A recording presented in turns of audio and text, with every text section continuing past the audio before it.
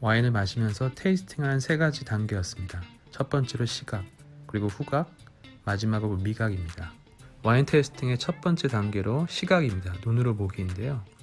흰색 종이 위에 잔을 비추어 보면 색의 강도와 진하기에 따라서 이 품종에 대한 힌트를 얻을 수가 있는데요.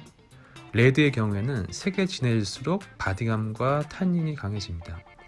화이트의 경우에는 황금색에 가까울수록 숙성이나 산화에 가까운 샤르도네, 또 노란색은 쇼비뇽 블랑, 밀집색은 리슬링의 색깔을 띱니다. 색상을 보게 되면 위에서부터 리슬링은 밀집색, 쇼비뇽 블랑은 노랑, 샤르도네는 황금색을 띠고 있습니다.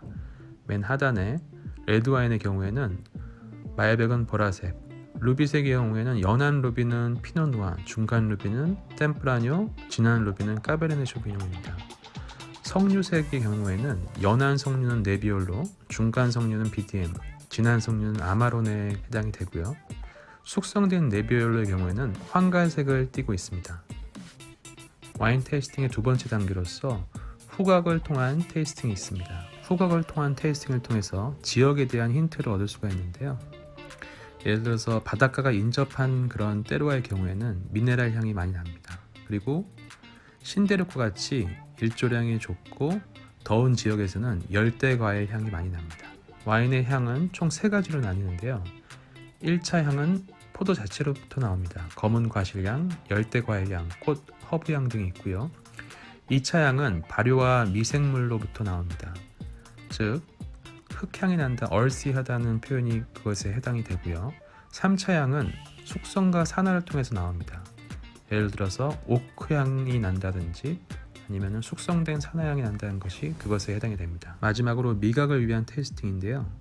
입안에 와인을 가득 머금고 혀 뒤로 느껴봅니다. 4가지의 미각을 느낄 수가 있는데요. 첫 번째는 탄닌, 산도, 알코올, 당도로 구성되어 있습니다. 탄닌은 덜 익은 감을 먹었을 때의 떫은 맛이고요.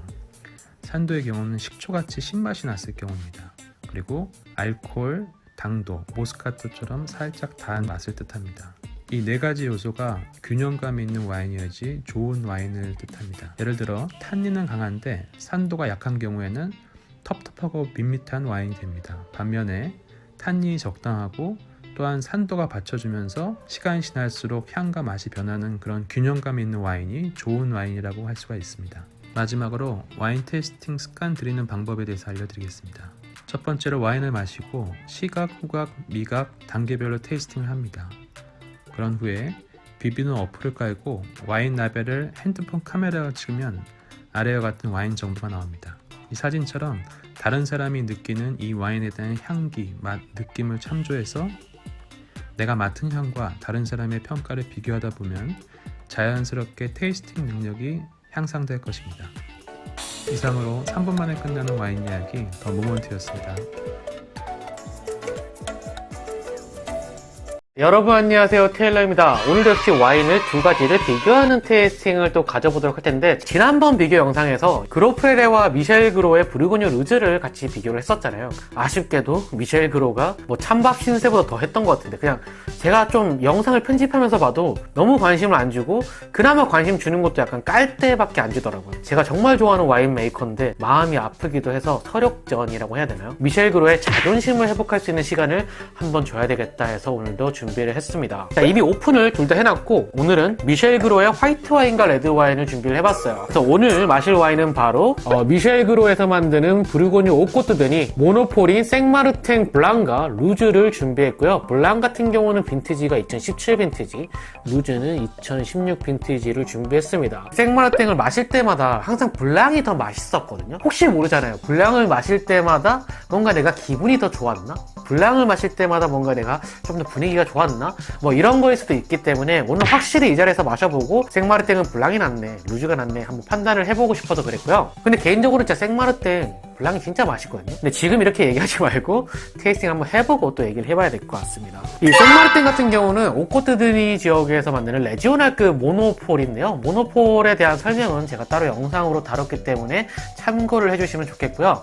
어쨌든 미셸 그로의 이 부르고뉴 루즈가 좋은 모습을 보여주지는 못했어요. 근데 오코트 등의 조금 더 세분화된 지역에 모노폴이기 때문에 미셸 그로가 조금은 더 신경을 쓰지 않았나 라는 생각도 들긴 하고요. 한국에도 수입이 되고 있고요. 뭐 얘네들 가격 같은 경우가 이거는 제가 따로 한번 조사를 해서 밑에 댓글로 달아놓겠습니다. 자, 그럼 바로 테이스팅 시작해 보도록 할게요. 이 두 병 다 오픈한 지는 지금 한 25분에 30분 정도가 흘렀습니다. 그래서 뭐 레지오날급에서 이 정도면 충분한 시간이 아닐까라는 생각이 들고요. 첫 번째로 테이스팅할 와인은 당연히 블랑을 먼저 테이스팅 해야 되겠죠. 미셸 그로의 오코트드니 생마르탱 블랑 먼저 테이스팅 해볼게요. 부르고뉴의 특징이라고 한다면 약간 고소한 듯한 토스티함과 오크의 뉘앙스와 거기서 쳐주는 또 이스트야 그런 고소한 향들이 있잖아요. 이 고소한 향들이 이 코트드 본 지역은 그래도 어느 정도 파워가 있으면서도 이 산도가 잘 쳐져가지고 너무 이렇게 진득하지 않게 잘 잡아주는 딱 적당한 고소함들을 보여주는데 이 미셸 그로의 생마르탱 블랑 같은 경우는 진짜 고소하긴 한데 상당히 뭔가 선이 부드럽다고 해야 되나? 그러면서도 약간 뭐랄까 굳이 꽃으로 치자면 흰 색깔 꽃인데 약간 릴리 꽃 같은 그런 향들 되게 은은하고 부드럽고 이렇게 화사하다기보다는 그냥 진짜 은은하게 부드럽게 살짝 쳐주는 그런 릴리 같은 흰꽃 향이 있고 그런 느낌으로 고소한 향도 나요. 고소한 향도 뭔가 되게 부드럽고 은은하게 살살 피어오릅니다. 약간 사과 같은 향도 나고 파인애플 정도의 약간 달짝지근한 향도 좀 있어요. 근데 그 알죠? 파인애플은 산도가 쳐주면서 달짝지근한 스타일이기 때문에 좀 신선한 달콤함 바닐라 같은 느낌과 약간 크림 같은 느낌도 잘 묻어나고 프랑스의 한 여성이 그 순백의 드레스를 입고 나타나는데 거기서 이제 꽃을 들고 있다는 느낌이 약간 이런 느낌이구나 할 정도로 화려하지 않지만 소박하게 그리고 강하지 않고 은은하게 그리고 굉장히 부드럽게 향들이 흘러나온다는 점. 블랑은 진짜 괜찮아요. 화이트 와인에서 화려하지 않고 이렇게 순박하고 우아한 모습을 보여주는 와인은 진짜 이 부르고뉴 화이트여야만 가능하고 그런 부르고뉴 화이트를 정말 잘 살려낸 게 미셸 그로의 생마르탱인 것 같아요.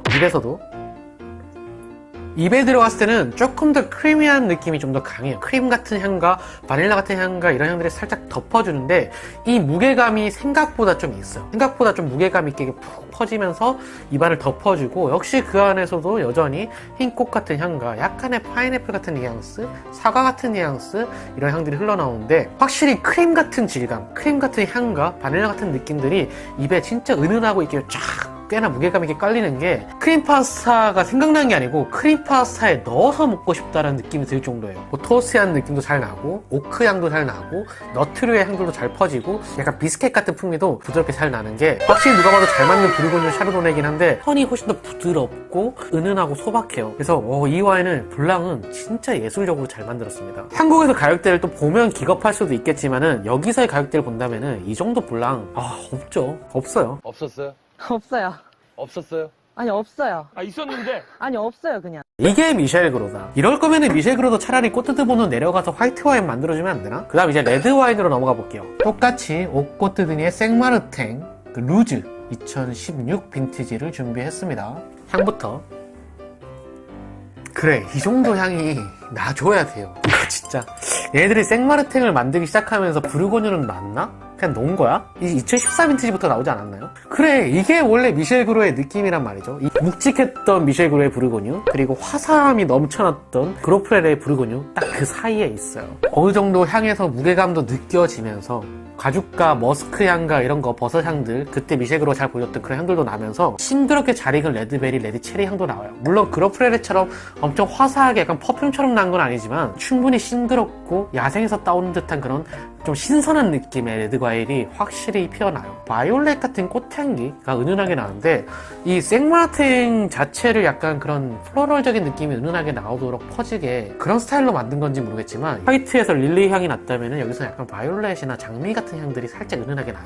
진짜 장미향이 더 가깝다고 볼 수 있겠네요. 장미 잎사귀 같은 향들이 좀 나고, 싱그러운 레드, 체리, 베리 딱 이 정도예요. 뭐 복합적이진 않습니다. 모노폴이라고 해도 레지오날급이에요. 모노폴이 무슨 좋은 등급은 아니잖아요. 모노폴이라서 자신들의 캐릭터를 좀 더 살릴 수 있는 스타일이긴 한데, 이 레지오날 등급에서 나올 수 있는 굉장히 좋은 향들을 잘 내고 있어요. 얘도 양적이라고 표현할 수는 없어요. 역시 미셸 그로의 부르고뉴 루즈처럼 조금은 음적인 느낌이 있지만, 비가 오고 있는 숲이었다면은 얘는 이제 좀 우거진 나무 숲에서 햇빛이 나무 틈 사이로 좀 비춰지는 그런 느낌이에요. 음적인 느낌도 있지만 밝은 느낌도 함께 가지고 있고, 전체적으로 어둡지만 확실히 밝은 햇빛이 보이는 그런 와인이에요. 그런 게 바로 싱그러운 과일향에서 엄청나게 잘 살아있다는 거. 입에서도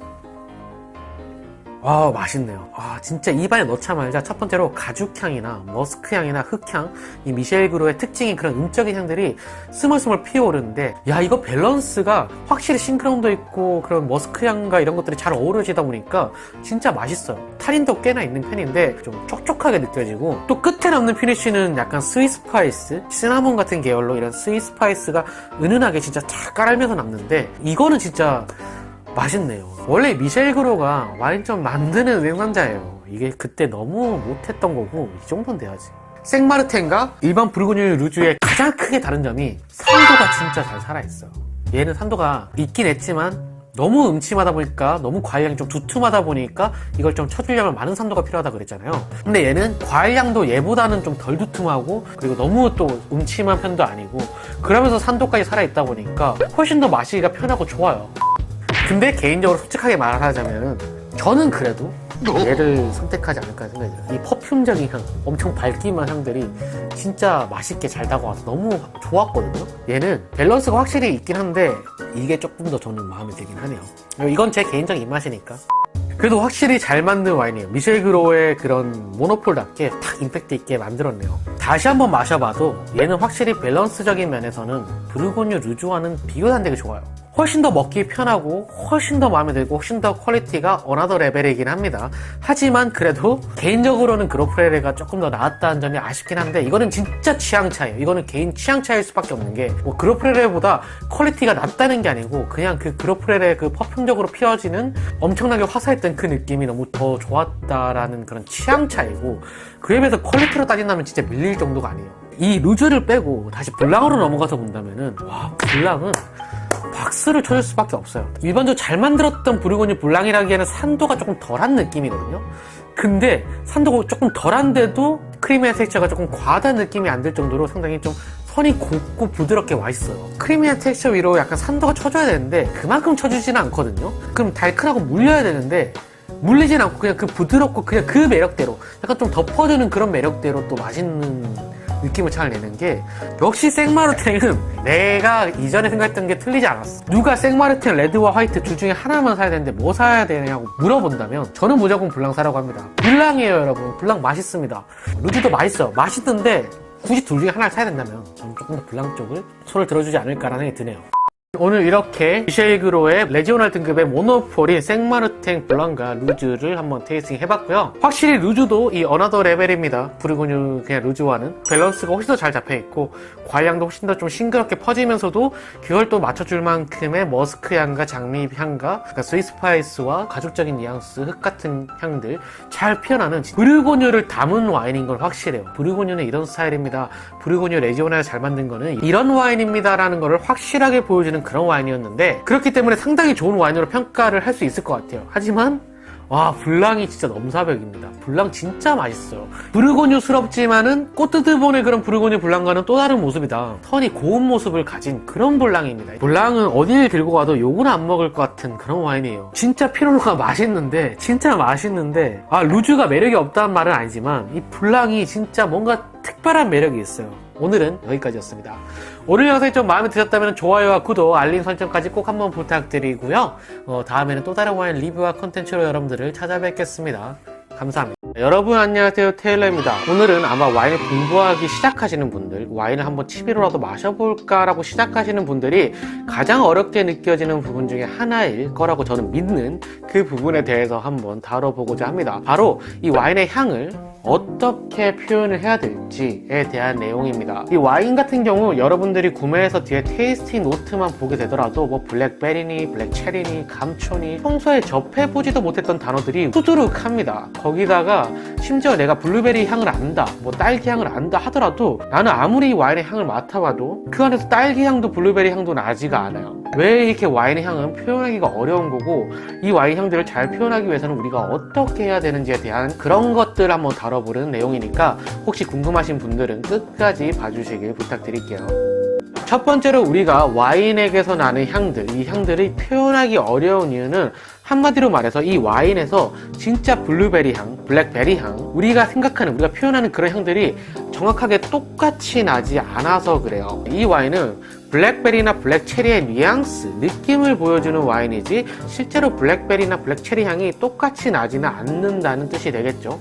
왜냐면 와인은 포도로 만들었으니까요. 예를 한번 들어볼게요. 여러분들이 딸기우유를 좋아하시는 분들이 혹시 계신가요? 전 딸기우유를 굉장히 좋아하는데, 우리는 이제 딸기우유의 그 향을 맡기만 해도 딸기향이네 라고 표현을 할 수 있겠지만은 실제로 딸기만 먹어보고 이 딸기 향을 첨가한 제품을 단 한 번도 먹어본 적이 없는 사람에게 딸기우유의 향을 맡게 한다면은 이거 무슨 향이야? 라고 아마 고민을 하게 될 겁니다. 왜냐면 딸기우유의 향이 실제로 딸기 향과는 조금 다르거든요. 딸기우유에서 나는 향은 딸기의 뉘앙스가 나는 향이지 절대 진짜 생딸기 향이 나지는 않거든요. 그렇기 때문에 와인도 그런 우리가 말하는 표현하는 방법의 뉘앙스, 그 느낌을 아는 게 상당히 중요합니다. 그럼 도대체 이런 향들을 왜 이렇게 블랙베리, 블랙체리라고 표현을 하는 건지, 그냥 향을 맡아보고 어차피 포도향이 나는 거니까, 와인은 포도로 만든 술이니까 진한 포도향이 나는데, 좀 가벼운 포도향이 나는데 이렇게 표현할 수는 없는 건가 라고 생각하면요, 와인을 만들 때 생각보다 많은 것들이 영향을 끼쳐요. 한마디로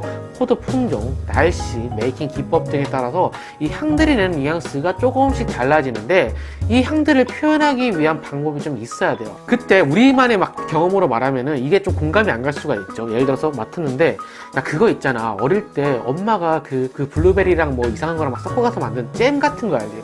그 향이 나. 이렇게 만약에 누군가가 개인의 경험에 의해서 표현하게 된다면은 그걸 알아듣는 사람들은 가족들밖에 없겠죠. 그렇기 때문에 우리가 딱 어떤 향들을 다 정해놓고 그 향들을 빌려와서 표현을 함으로써 다른 사람들도 충분히 이해를 할 수 있도록 도와주는 용도로 굉장히 여러 가지 향들을 빌려서 사용하고 있어요. 과일향이 그 대표적인 예라고 할 수 있겠죠. 뭐 후추향이다, 뭐 엘더플라워 향이다, 잔디향이다, 뭐 허브향이다, 이런 향들도 마찬가지예요. 진짜 그런 향들이 꽤나 비슷하게 나오는 와인들도 실제로 존재하긴 하지만 완전 똑같은 향은 아니라는 거예요. 그렇기 때문에 우리가 약간 좀 식물성의 느낌이 난다, 이 와인은 약간 식물 같은 느낌이 나는데 이걸 좀 표현할 만한 단어가 없을까 해서 잔디를 빌려오고, 뭔가 약간 말린 듯한 잎사귀 향인데 뭔가 좀 향이 좀 괜찮아, 이런 향을 또 뭐라고 표현하면 좋을까 해서 허브 향을 또 빌려오고, 이런 식으로 이 단어들 자체가 진짜 와인에 스며들어 있는 것들이 아니라 우리는 이 와인의 향들, 그런 느낌을 표현하기 위한 수단으로 그런 단어들을 빌려와서 사용한다는 겁니다. 그렇기 때문에 와인을 시작하시는 분들은 이 와인 속에서 진짜 블루베리 향을 찾으려고 하고, 진짜 잔디 향을 찾으려고 하고, 진짜 엘더플라워 향을 찾으려고 노력해요. 그러다 보니까 아무리 맡아도 진짜 그런 향들이 나질 않거든요. 그래서 항상 와인이 어렵고 나는 와인에 소질이 없구나 라고 자책을 하시게 되는 거예요. 마치 처음으로 딸기 우유를 마셔본 사람이 계속 이 향을 맡으면서 딸기 향이 어디가 난다는 거지? 라고 생각하는 것처럼요. 왜냐하면 딸기 우유에서 진짜 딸기 향을 찾으려고 하면은 진짜 딸기 향을 찾기가 어려워요. 그 느낌을 찾는 거지. 자, 그렇다면 도대체 이런 향들을 어떻게 훈련을 해야 되는 걸까요? 그래, 알겠습니다. 이 느낌을 찾는 게 중요하다는 걸 알겠는데, 그렇다면 이 느낌을 어떻게 찾아야 하는 걸까요? 앞서 말한 대로 이 과일향 같은 경우는 이 과일의 무게감을 보시면 돼요. 향에서 누가 맡아도 산도가 좀 강하고 좀 새콤한 느낌이 좀 가벼운 듯한 느낌이라면은 당연히 레드 계열의 과일향들을 나타낼 수가 있고, 그 안에서 레드 계열이지만 좀 무거운 편이다 하면은 좀 진한 레드 커런트라든지 뭐 레드 체리라든지 이런 향들을 내는 거고, 너무 가벼운다면 라즈베리라고 표현을 하는 거겠죠. 뭐 반대로 당분이 좀 강하다 싶으면 당연히 블랙 계열의 과일 향들을 표현할 거고, 거기서 얼마나 강한지에 따라서 블랙베리, 블랙커런트 등의 향을 표현할 수가 있는 거겠죠. 뭐 화이트 와인도 마찬가지입니다. 여러분들이 화이트 와인을 맡았을 때 엄청 새콤한데 당분이 별로 느껴지지 않은데 딱 누가 맡아도 신 것 같아. 그러면은 여러분들이 상상을 한번 해보세요. 과일 중에 신맛이 굉장히 많고 단맛이 별로 없는 과일이 뭐가 있는지. 라임, 레몬 같은 시트러스 계열이 있죠. 또 반대로 향을 맡았는데 굉장히 당분이 가득한 좀 단 느낌이 나는데 여기서는 뭐 시다는 느낌이 거의 안 나는데 여러분들 그런 과일 뭐가 있습니까? 당분이 높고 산도가 낮은 그런 과일이 뭐가 있냐고요. 열대 과일이 있죠. 뭐 망고, 멜론 이런 과일들이 있겠죠. 이런 식으로 이 과일향 같은 경우는 이 향의 당분과 산도의 밸런스로 찾아갈 수가 있습니다. 그 외에 뭐 넘맥, 클로브, 뭐 허브, 뭐 리코라이스, 엘더플라워 뭐 이런 향들은 여러분들이 일단 느낌을 아는 건 중요합니다. 어떤 향인지는 알긴 알아야 되겠죠. 그렇기 때문에 뭐 아로마 키트를 사용하셔도 되고 또는 진짜 그런 향들이 들어간 제품들을 맛을 봐도 되고 어쨌든 그런 향들을 이렇게 머릿속에 한번 기억하고 맡아보는 게 굉장히 중요해요. 그렇기 때문에 많은 분들이 아로마 키트가 도움이 되냐고 하면은 저는 항상 말씀드리는 게 구매할 만한 가치는 솔직히 느끼지 못하겠는데 어디 가서 맡아볼 기회가 있으면 꼭 맡아보라고는 얘기를 합니다. 그 향들이 사실 한번 머리에 박히고 나면은 그때부터는 아로마 키트가 사실은 크게 필요가 없거든요. 뭐 아로마 키트가 반영구적이라고 할지언정 그 가치가 반영구적이지는 않기 때문에 딱히 가격을 생각했을 때 그렇게 비싼 가격을 주고 구매할 만한 가치가 저는 없다고 보는데 뭐 그것도 여러분들의 선택이니까 어쨌든 그런 향들을 한 번씩 맡아보는 건 굉장히 중요하고요. 자, 두 번째로 제일 중요한 거, 이거는 진짜 강조하는 거예요. 여러분들이 와인의 향을 맡으면서 꽤나 많은 향들을 좀 캐치하고 싶다, 그런 모습들이 나는 너무 부럽고 나도 꼭 그런 모습으로 변화하고 싶다 하시는 분들은 무조건 이 와인에서 나는 표현 단어들, 이 단어들이 뭐가 있는지를 다 외우셔야 합니다. 개인적으로 추천하는 거는 구글에 WST의 아로마 시트라고 치면은 뭐 레벨 1, 2, 3, 4에 사용되는 아로마 시트가 나오는데 처음에는 파란 색깔 아로마 시트인 레벨 2 아로마 시트만 외우셔도 충분히 와인을 표현하는데 초반에는 큰 무리가 없을 거라고 저는 생각을 해요. 또는 이제 와인폴리에서 제공하는 아로마 휠이라는 게 있는데 그 휠을 또 다운받으셔가지고 또는 구매하셔가지고 그 휠에서 표현하는 단어들을 다 외우는 것도 굉장히 중요해요. 이게 왜 그렇게 중요하냐면요, 여러분들이 시험 치실 때 객관식 시험이 쉬우세요? 아니면 주관식 시험이 쉬우세요? 뭐 주관식 시험이 쉽다는 분들이 계실 수는 있지만 대부분의 사람이라면 객관식으로 출제되는 시험이 더 쉽다고 말을 할 거예요. 왜냐면 이 주관식 같은 경우에는 정말 이 방대한 어마어마한 정보 속에서 이 답을 찾아야 되는 반면에 이 객관식 시험은 어느 정도 그 틀 안에서 답을 고를 수가 있는, 한마디로 선택의 폭이 상당히 좁기 때문에 아무래도 오답률이 훨씬 더 떨어지게 되는 건 사실이죠. 그래서 이 아로마 휠, 아로마 시트를 외우는 것 자체가 여러분들이 와인의 향을 캐치할 때 이 문제, 이 와인의 향이라는 문제를 주관식으로 풀 거냐 객관식으로 풀 거냐로 바꿔줄 수 있는 굉장히 큰 키가 된다고 보시면 될 것 같습니다. 실제로 처음에 수업을 하면은 많은 분들, 진짜 많은 학생분들이 제가 이 아로마 시트에 나오는 향들을 꼭 외우세요, 확인할 겁니다 하면은 대부분 안 외우세요. 왜냐면 향들을 한번 싹 보면은 허브향, 뭐 블랙베리향, 블루베리향, 뭐 복숭아, 파인애플, 망고 다 내가 아는 향들이거든요. 이 와인에서 망고향이 나면은 내가 망고향이 뭔지 아니까 말하면 되고, 내가 오렌지향이 뭔지 아니까 그냥 오렌지향이라고 표현하면 되고, 뭐 블랙베리, 블루베리 좀 애매할 것 같긴 한데 그래도 왠지 맡아보면 알 수 있을 것 같아 라고 해서 이 아로마 표현들을 외우질 않아요. 근데 문제가 뭐냐면, 다시 한번 말씀드리지만은 이 와인에서는 정확하게 블랙베리 향이 나는 게 아니고 블루베리 향이 나는 게 아니에요. 그 향들이 뚜렷하게 나는 게 아니니까 여러분들이 이 향을 맡아보고 블루베리 향이네, 블랙베리 향이네 라고 바로 캐치하기가 상당히 힘들다는 겁니다. 그래서 이런 분들을 위해서 와인 첫 수업 시간 때는 항상 아로마 키트 단 한 가지 향을 들고 갑니다. 보통 살구향을 들고 가요. 그리고 여러분들도 아시죠? 이 아로마 키트 자체도 이 살구향이 진짜 살구향이 나는 게 아니고 약간 살구 캔디에서 날 법한 그런 살구의 뉘앙스가 나는 향들이 난다는 걸요. 그래서 처음에는 이 학생들한테 이 향을 한 번씩 맡아보라고 하면서 이 아로마 키트를 돌려요. 모든 사람들이 그 아로마 키트 살구향을 맡아봅니다. 그리고 나서 이 한 바퀴 쭉 돌고 나면은 제가 여쭤봐요. 여러분들 이 향이 뭘까요? 하면은 대부분의 학생들이 이래요. 어디서 많이 맡아본 향인데요. 진짜 어디서 많이 맡아본 향인데. 되게 익숙한데 뭐 복숭아인가? 뭔가 좀 되게 많이 맡아본 향인데. 다들 이럽니다. 자, 그때 제가 이렇게 얘기를 합니다. 그럼 여러분 제가 보기를 드릴 테니까 이 보기 중에서 어떤 향인지 한번 맞춰보세요. 1번 복숭아, 2번 오렌지, 3번 자두, 4번 살구라고 하는 동시에 모두 박수를 쳐요.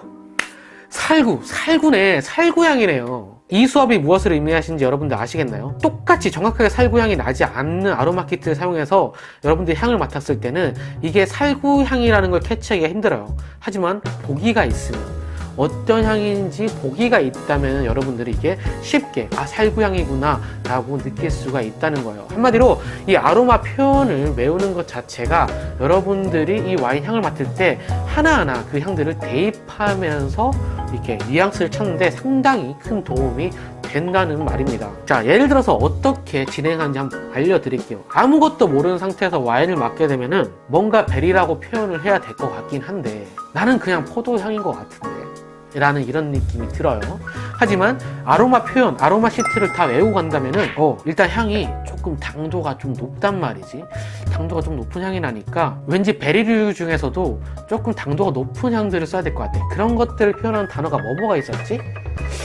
플럼이라든지 커런트라든지 블루베리라든지 이런 향들이 있었던 것 같은데 블루베리인가?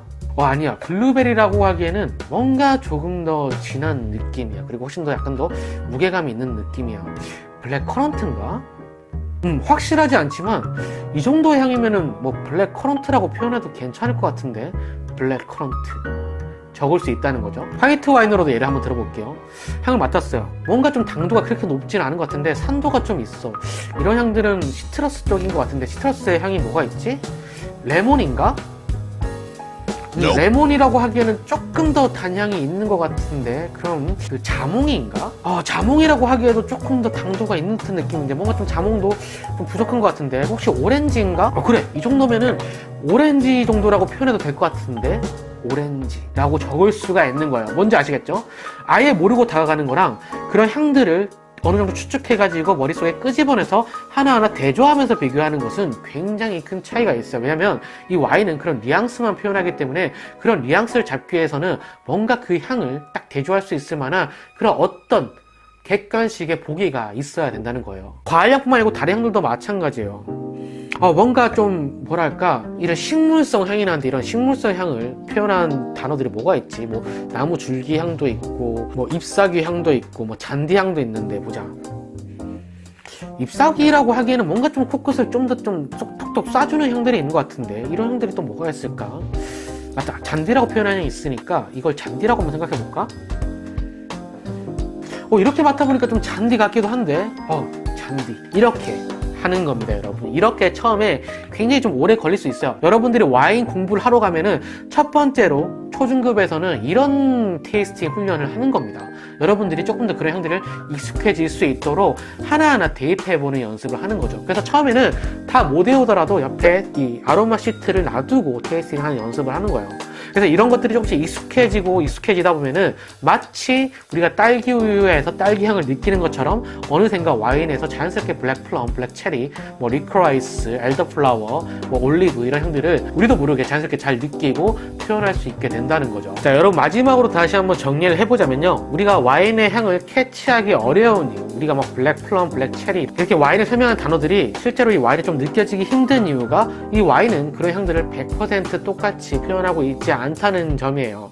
한마디로 그런 느낌들을 표현하기 위해서 이 와인의 진함과 연함 그리고 와인에서 나는 약간 좀 톡 쏘는 뉘앙스들이나 다양한 그런 향들을 표현해주기 위한 수단으로 그런 단어들을 빌려와서 사용한다고 생각하시면 되기 때문에 여러분들이 그런 뉘앙스들을 잡기 위해서는 적어도 우리가 어떤 단어들을 통해 와인을 표현할 수 있는지에 대한 그런 내용들, 한마디로 그 단어들은 모두 꼭 기억을 해주셔야 된다는 거. 그게 아니라면 와인은 그냥 포도를 발효한 향이라고 밖에 할 수가 없다는 거. 그렇기 때문에 여러분들 초반에는 이 아로마 시트를 외우거나 또 외우기 너무 힘들다 싶으면 옆에 두고서라도 하나하나 비슷한 향들을 대조해가지고 그 향들을 찾는 방법이라기보다는 여기서 나는 향들을 어떤 단어들을 빌려와서 표현을 할 수 있을까라는 그런 단어 선택을 연습하는 그런 훈련을 여러 번 하시다 보면은 아주 자연스럽게 나중에는 그런 도움 없이 이런 아로마 시트 필요 없이 블랙 플럼이고 블랙 체리고 뭐 페퍼리한 느낌의 이런 식으로 표현을 할 수 있다는 겁니다.